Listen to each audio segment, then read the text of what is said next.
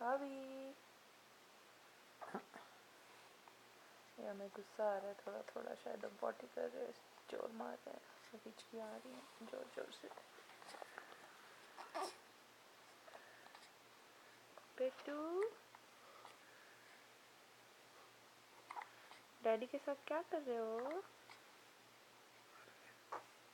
ख्याल क्यों रहा है तू? फाट मार रहा है।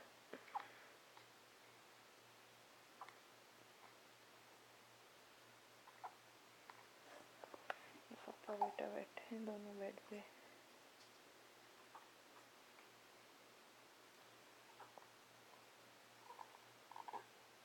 मैं कौन हूँ મને ખબર નથી મારા મમ્મી कौन છે मारा डैडी कौन છે। सब खबर हो जाएगी हमको जल्दी से ही पापा, चिंता ना करो। ये संकट सिटी पिक्चर का डायलॉग है। एक और फाट मारा अभी नहीं। ओए मेरे पदौड़े बेटे, हिचकी आ रही है मेरे बेटे को। अभी क्या कर रहे हो तुम? साइड में हो ना, लाइट आने में।